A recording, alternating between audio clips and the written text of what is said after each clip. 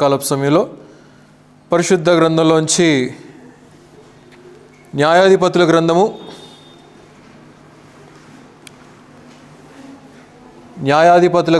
3వ అధ్యాయము 9వ వచనం నుండి చదువుతున్నాను, దయచేసి గమనించండి. ఇశ్రాయేలీయులు యెహోవాకు మొరపెట్టగా యెహోవా కాలేబు తమ్ముడైన కనజు యొక్క కుమారుడగు ఒత్నీయేలును రక్షకునిగా ఇశ్రాయేలీయుల కొరకు నియమించి వారిని రక్షించెను.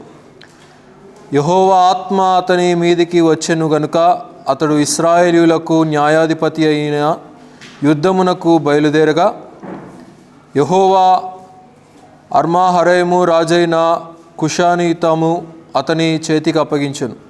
అతడు కుషానిశ్రతయును జయించెను. అప్పుడు 40 సంవత్సరములు దేశము నెమ్మది పొందెను. అటు తరువాత కనజు కుమారుడైన ఒత్నీయేలు మృతి నొందెను. దేవుడి కొద్ది వాక్య భాగం దీవించే రీతిగా చిన్న ప్రార్థన. మమ్మల్ని మికిలిగా ప్రేమించి రక్షించినటువంటి మా ప్రియ యేసయ్య, ఈ యొక్క ఉదయకాలపు సమయంలో ఇంతవరకు మీరు చూపిన కృపను బట్టి వందనాలు నాయనా. ఆరాధన కార్యక్రమం అంతట్లో కూడా మీరే తోడుగా ఉండి మాకు సహాయం అనుగ్రహించి మీరే మహిమ పొంది ఉన్నారని నమ్ముచూ ఉంటున్నాము.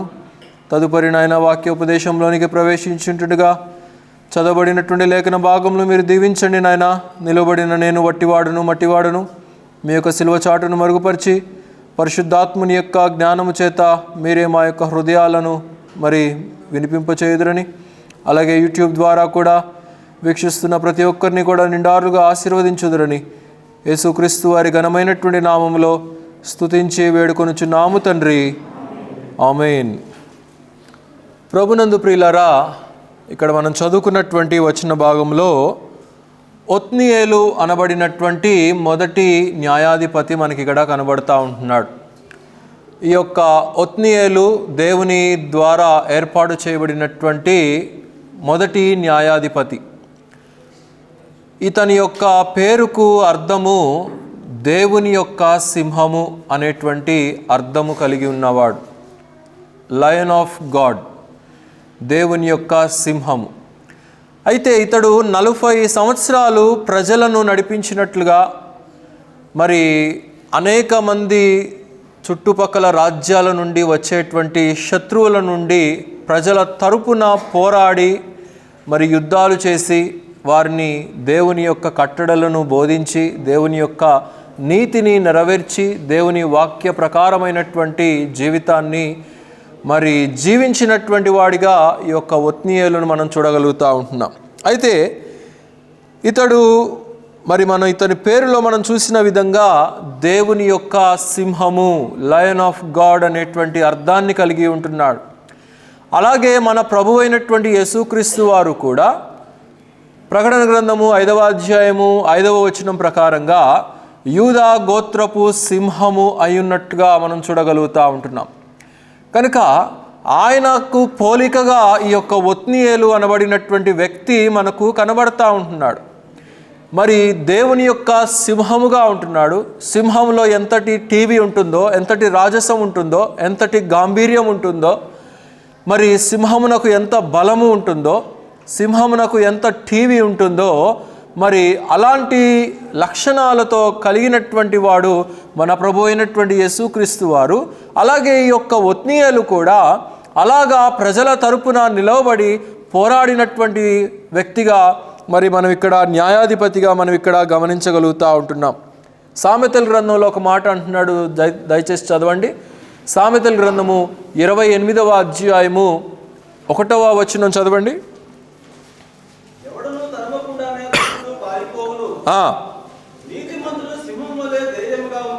నీతిమంతులు సింహము వలె ధైర్యముగా ఉందురు అని అంటున్నాడు. కాబట్టి సింహము లాంటి లక్షణము కలిగి ఉన్నాము అనంటే దేవుని ద్వారా మనము ధైర్యము కలిగి ఉన్నటువంటి ప్రజలము అనే విషయాన్ని మనం ఇక్కడ అర్థం చేసుకోవాలి.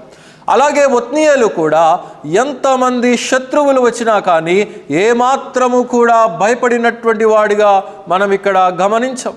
అతనిలో ఉన్నటువంటి ధైర్యము, ప్రభు మీద ఉన్నటువంటి నమ్మకము, ప్రభు మీద ఉన్నటువంటి ఆ యొక్క మరి దృఢ విశ్వాసము అతనిని ప్రజల తరపున నిలబడేటువంటి వ్యక్తిగా, అతనిని ప్రజల తరపున నిలబడి పోరాడేటువంటి వ్యక్తిగా మనం ఇక్కడ చూడగలుగుతూ ఉంటున్నాం. ఈ రోజున ఆంధ్రప్రదేశ్ మాజీ ముఖ్యమంత్రి ex CM YS Jaganmohan Reddy గారి యొక్క మరి బర్త్డే కనుక I wish him all the success in all the way which he goes.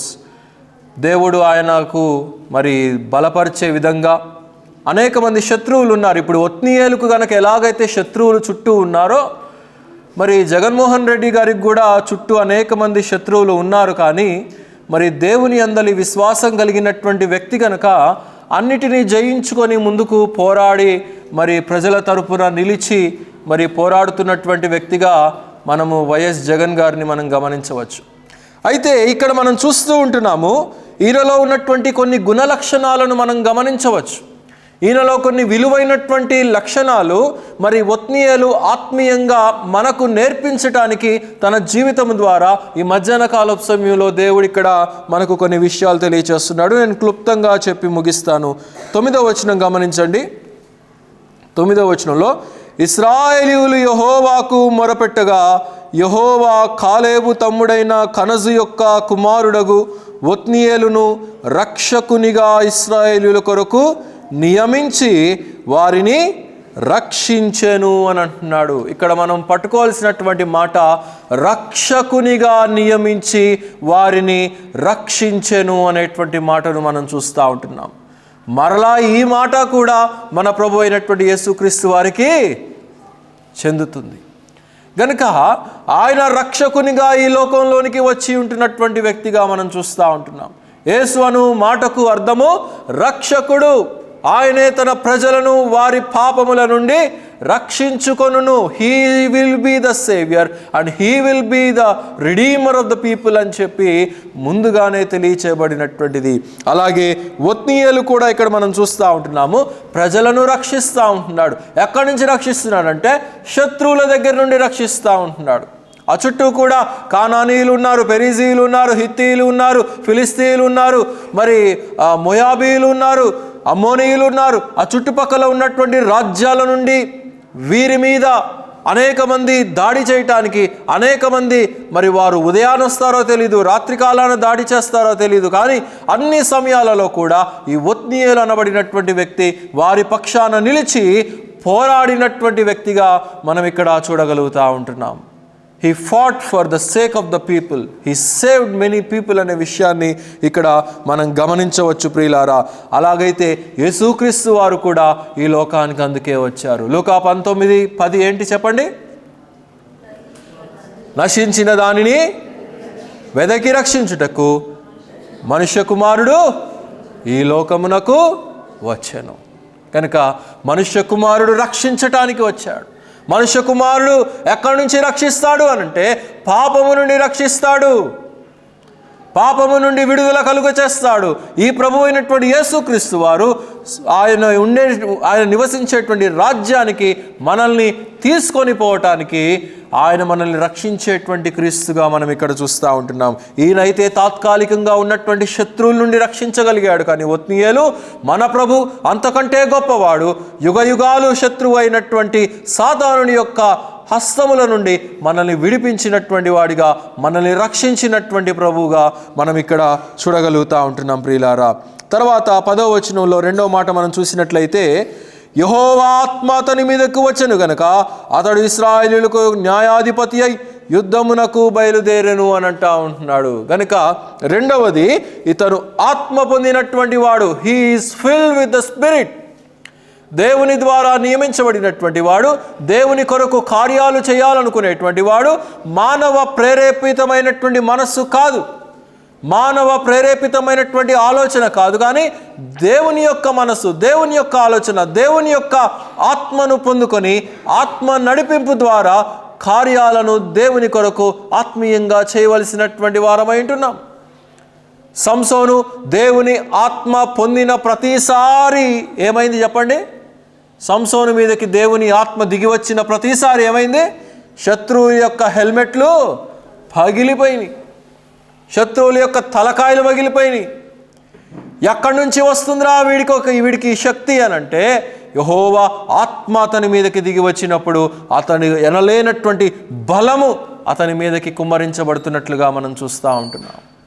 అలాగైతే ప్రతి విశ్వాసి కూడా దేవుని కొరకు పనిచేసేటప్పుడు, దేవుని కొరకు మనం విశ్వసించి నిలిచి ఈ లోకంలో మనం జీవించేటప్పుడు ఆత్మ నడిపింపు ద్వారా మన జీవితాలను ముందుకు కొనసాగించుకోవలసినటువంటి వారమై ఉంటున్నాం. మూడవ మాట, మొదటి అధ్యాయానికి రండి. మూడవ మాట, మొదటి అధ్యాయము 12వ వచనంలో చదవండి. 1:12.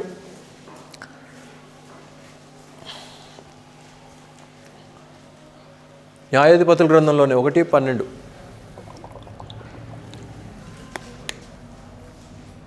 కాలేబు కిర్యతేశ్వరును పట్టుకొని కొల్లబెట్టుకొని నా కుమార్తె అయిన అక్సాను ఇచ్చి పెండ్లి చేసేదనని చెప్పగా, కాలేబు తమ్ముడైన కనజు కుమారుడగు ఒత్నీయేలు దానిని పట్టుకొనెను గనుక కాలేబు తన కుమార్తె అయిన అక్సాను అతనికి ఇచ్చి పెండ్లి చేసేను అని ఇక్కడ మనం చూస్తూ ఉంటున్నాం. ఇక్కడ చెప్పబడినటువంటి మాట కిర్యతేశ్వరును పట్టుకొని, ఆ మాటకు అర్థం ఏంటంటే గ్రంథములను పట్టుకోవటం అనేటువంటి మాట అర్థమై ఉంటున్నది.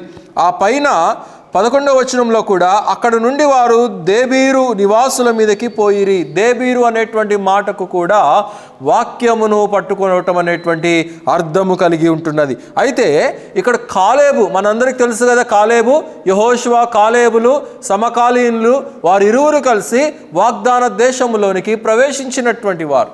అయితే కాలేబు చెప్తున్నాడు ఇక్కడ ఏంటి అనంటే, ఎవరైతే ఈ యొక్క జీవము కలిగినటువంటి దేవుని వాక్యాన్ని పట్టుకుంటారో, ఎవరైతే ఈ వాక్యాన్ని చేతపట్టుకొని ఉంటారో అతనికి నా యొక్క కుమార్తె అయినటువంటి అక్సాను ఇచ్చి వివాహము నేను చేస్తాను అని చెప్పేసి కాలేబు చెప్పినప్పుడు ఇక్కడ మనం చూస్తూ ఉంటున్నాం 12వ వచనంలో,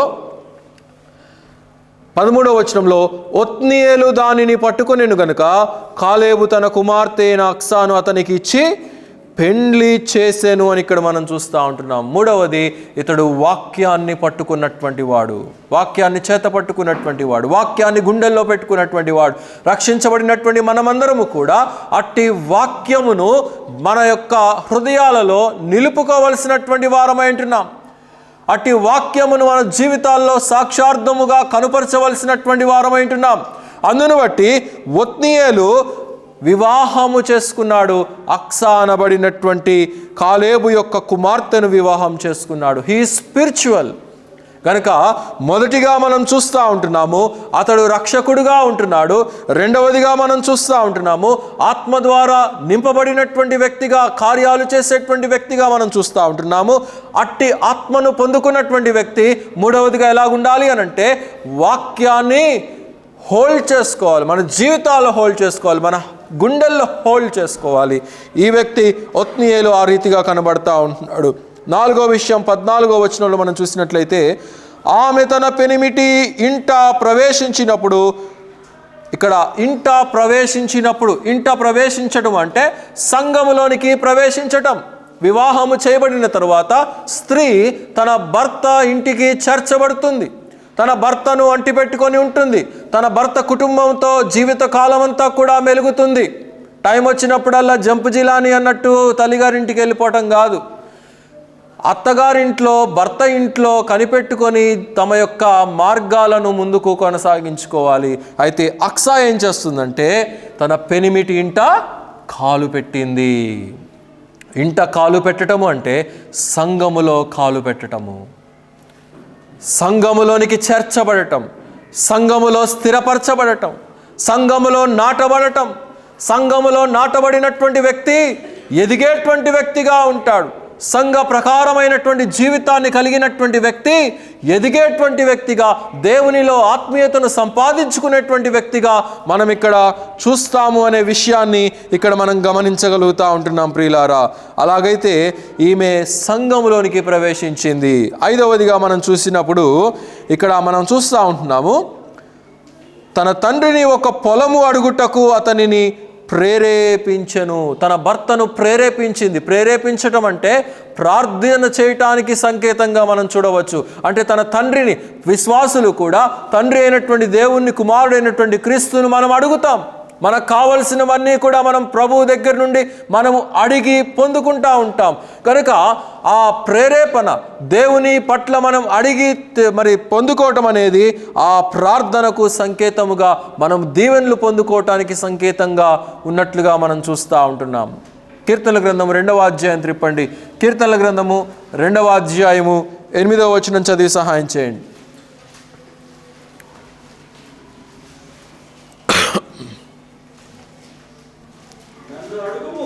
నన్ను అడుగుము, జనములను నీకు స్వాస్థ్యముగాను, భూమిని దిగంతముల వరకు నీకు సొత్తుగా ఇచ్చేదను. అయితే ఏమంటున్నాడు అక్కడ? నన్ను అడుగుము, ask me and it shall be given unto you. అడుగుడి, అది మీకు ఇవ్వబడును. కనుక నన్ను అడగండి, మీకేది కావాలో నన్ను అడగండి. మీ యొక్క జీవితాల ఆత్మీయమైనటువంటి ప్రవర్తనను బట్టి నేను మిమ్మల్ని దీవిస్తాను, ఆశీర్వదిస్తానని చెప్పి దేవుడు ఇక్కడ తెలియచేస్తూ ఉంటున్నాడు. అందుకే ఇక్కడ అక్సా కూడా ఒత్నీయేలును ప్రేరేపిస్తూ ఉన్నది తన తండ్రిని అడగటానికి. అంటే మనం కూడా ప్రతిరోజు, ప్రతినిత్యము మన పరమ తండ్రి అయినటువంటి యెహోవా దేవుణ్ణి మనము అడగవలసినటువంటి వారమై ఉంటున్నాం. ఆయన దగ్గర నుండి మనం పొందుకోవలసినటువంటి వారమై ఉంటున్నాం. 6వ మాట మనం చూసినట్లయితే 15వ వచనంలో, నాకు దక్షిణ భూమిని ఇచ్చి ఉన్నావు, నీటి మడుగులను కూడా నాకు దయచేయుమనెను. అప్పుడు కాలేబు ఆమెకు మెరక మడుగులను, పల్లపు మడుగులను ఇచ్చెను అని ఇక్కడ మనం చూస్తూ ఉంటున్నాం. ఈమె అడిగినటువంటి దానికి అక్కడ కాలేబు వారికి స్వాస్థ్యమును ఇస్తున్నట్లుగా మనం చూస్తూ ఉంటున్నాం. అంటే వీరు అడిగిన దానికి స్పిరిచువల్ ఫ్రూట్ఫుల్నెస్కి సాదృశ్యంగా ఉన్నది. ఆత్మీయమైనటువంటి ఫలాలకు గుర్తుగా మనం ఇక్కడ చూడగలుగుతూ ఉంటున్నాం. ఒక రక్షించబడినటువంటి వ్యక్తి, ఒక ఆత్మను పొందుకున్నటువంటి వ్యక్తి, వాక్యాన్ని చేతబట్టుకున్నటువంటి వ్యక్తి, సంఘములో నాటబడినటువంటి వ్యక్తి, ప్రార్థించేటువంటి ఒక వ్యక్తి, ఒక విశ్వాసి దేవుని దగ్గర నుండి స్వాస్థ్యాన్ని పొందుకునేటువంటి వ్యక్తిగా, ఆ యొక్క ఆత్మీయమైనటువంటి ఫలాలను పొందుకునేటువంటి వ్యక్తిగా మనం ఇక్కడ చూడగలుగుతూ ఉంటున్నాం ప్రియులారా. అలాగైతే వీరు కూడా ఇక్కడ పొందుకున్నారు. ఏంటి అని అంటే, అప్పుడు కాలేబు ఏం చేస్తున్నాడంటే ఆమెకు మెరక మడుగులను, పల్లపు మడుగులను ఇచ్చెను. అంటే మెరప మడుగులు, పల్లపు మడుగులు అంటే కంటికి కనబడేటువంటి ఫలాలు, కంటికి కనబడనటువంటి ఫలాలు. అంటే సంఘంలో నానా రకాలైనటువంటి పరిచర్యలు ఉంటాయి. కొన్ని కంటికి కనిపించేవి ఉంటాయి. పరిచర్య చేస్తున్నప్పుడు సంఘం అంతా కూడా చూస్తారు, ఇది పరిచర్య, ఈ పరిచర్య మేము చూడగలుగుతున్నామని చెప్పేసి. కానీ కంటికి కనబడనటువంటి పరిచర్య ఉంటుంది సంఘంలో, అది కూడా ఒక పరిచర్యే. అయితే ఇక్కడ అదే తెలియచేస్తూ ఉంటున్నాడు, ఒక ఫలము కాదు, 2 రకాలైనటువంటి ఫలాల్ని నేను మీకు ఇస్తున్నాను అని చెప్పి ఇక్కడ తెలియచేస్తూ ఉంటున్నాడు. అలాగైతే ఒత్నీయేలు జీవితంలో నుండి మనం ఈ మధ్యాహ్న కాల సమయంలో నేర్చుకోగలుగుతూ ఉంటున్నాము. ఇతడు దేవుని కొరకు ఒక ధైర్యము కలిగినటువంటి వ్యక్తిగా, ఒక సింహము వంటి మరి బలము కలిగినటువంటి వ్యక్తిగా, నిలబడినటువంటి వ్యక్తిగా మనం చూస్తూ ఉంటున్నాము. ఇతడు రక్షకునిగా, రక్షించబడినటువంటి వ్యక్తిగా మనం ఇక్కడ చూడగలుగుతూ ఉంటున్నాము. రెండవదిగా ఇతడు ఆత్మను పొందుకున్నటువంటి వ్యక్తిగా మనం చూస్తూ ఉంటున్నాము. దేవుని వాక్యము ద్వారా నింపబడినటువంటి వ్యక్తిగా 4వది మనం చూస్తూ ఉంటున్నాము. 5వది సంఘంలో నాటబడినటువంటి వ్యక్తిగా మనం చూస్తూ ఉంటున్నాము. 6వది ఆత్మీయమైనటువంటి ఫలాలను పొందుకున్నటువంటి వ్యక్తిగా మనం చూస్తూ ఉంటున్నాం. కనుక ఈ 6 విషయాలు కూడా మనము గమనించుకొని దాని ప్రకారంగా మనం జీవించి దేవుని కొరకు ఇంకా మరిన్ని సత్ఫలితమైనటువంటి ఆత్మీయ అనుభవాన్ని మనం దేవునికి ఇచ్చేలాగున దేవుడి కొద్ది మాటలు మనందరి హృదయంలో దీవించునుగాక. అందరూ కూడా తలలు వంచినట్లయితే ముగింపు ప్రార్థన చేసుకుందాం. భూమి ఆకాశములను అందలి సమస్తమును సృజించినటువంటి మా ప్రియ రక్షక, మా యేసయ్య, ఈ యొక్క మధ్యాహ్న కాల సమయంలో నాయన ఇంతవరకు మా వినికిడిలో చదవబడినటువంటి లేఖన భాగంలో మీరు మాకు వినిపింపచేసిన విధానాన్ని బట్టి ఎంతగానో స్తుతించుచూ ఉంటున్నాం. అలనాడు నాయన ఒత్నీయేలును నాయన ప్రజలు దారి తప్పిపోయి పాపములో, శత్రువు యొక్క బానిసత్వంలో నలిగిపోయి నివసిస్తూ ఉంటున్నప్పుడు ఒత్నియేలును నాయన న్యాయాధిపతిగా మీరు నిలవబెట్టి ఆ ప్రజలను ఒక సన్మార్గంలో నడిపించుటకు, ఆత్మీయమైనటువంటి ఎదుగుదలను కలిగించుటకు, శత్రువుల దగ్గర నుండి రక్షణ కల్పించటానికి అతడిని మీరు నిలువపెట్టిన విధానాన్ని బట్టి ఎంతగానో మేము స్తుతించుచూ ఉంటున్నాం. అతనిలో ఉన్నటువంటి కొన్ని గుణలక్షణాలను మేము తెలుసుకొని అట్టి ప్రకారమైనటువంటి జీవితాన్ని మేము జీవించేటువంటి కృపను ఇచ్చిన విధానాన్ని బట్టి ఎంతగానో స్తుతించుచూ ఉంటున్నాము నాయన. అలాగనే మా ప్రభువా, ఈ యొక్క మధ్యాహ్న కాలపు సమయంలో చేరి వచ్చినటువంటి ప్రియ సంఘాన్ని కూడా నిండారులుగా దీవించండి, బలపరచండి. ప్రతి ఒక్కరికి కూడా నాయన ఉద్యోగ రాకపోకల్లో మీరు తోడుగా ఉండండి, వ్యాపారాల్లో మీరు తోడుగా ఉండండి, చేతి కష్టార్జితమును నిండారులుగా దీవించమని ప్రార్థన చేయుచుంటున్నాం. అలాగనే మా ప్రభువా, నైట్ డ్యూటీలు చేసేటువంటి బిడ్డలు ఉంటున్నారు, వారికి కూడా కావాల్సినటువంటి సమయోచితమైనటువంటి ఆరోగ్యాన్ని దయచేయండి. చంటి బిడ్డలు ఉంటున్నారు, వారికి కూడా కావాల్సినటువంటి ఆరోగ్యాన్ని దయచేయండి నాయన. అలాగనే మా ప్రభువా, ఈ యొక్క రాత్రికాలపు సమయంలో కూడా జరగవలసినటువంటి క్యారల్స్ కూడికను చక్కగా జరిగించండి. ప్రతి ఒక్కరూ కూడా నాయన పాలు పొంది మిమ్మల్ని మహిమపరచగలుగుటకు, మిమ్మల్ని ఆరాధించగలుగుటకు, మిమ్మల్ని గణపరచగలుగుటకు అట్టి అవకాశమును దయచేయండి నాయన. వాతావరణాన్ని కూడా అనుకూలపరచమని ప్రార్థన చేయించు ఉంటున్నాం. అలాగే ఈ వారంలో ప్రకటించబడినటువంటి కార్యక్రమాలన్నీ కూడా 25న క్రిస్మస్ ఆరాధన, 26న సహోదరుల కూడిక, 27న విజ్ఞాపన కూడిక, ప్రతిదీ కూడా నాయన చక్కగా సజావుగా మీ నామానికి ఘనమైనటువంటి విధానంగా జరగగలుగుటకు మీ యొక్క సహాయముతో నింపి మీరే మహిమ పొందండి. తదుపరి జరగవలసినటువంటి కార్యక్రమాలన్నింటిలో కూడా సాతానుడు ఎక్కడా కూడా పని చేయకుండా వాడి మాయా ఛాయ పటాపంచలు చేసి యేసునామమున ప్రతి కార్యక్రమం నాయన విజయముగా జరగగలుగుటకు మీ యొక్క సహాయముతో నింపుదురని ఈ కొద్ది మనవులు మా ప్రియ రక్షకుడైనటువంటి యేసుక్రీస్తు వారి ఘనమైనటువంటి నామములో స్తుతించి ప్రార్థించి అడిగి వేడుకొనుచున్నాము తండ్రి.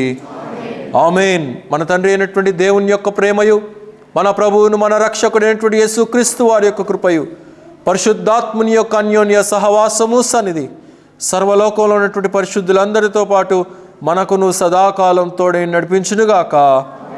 ఆమేన్. అందరికీ వందనాలండి. సెలవు తీసుకోండి.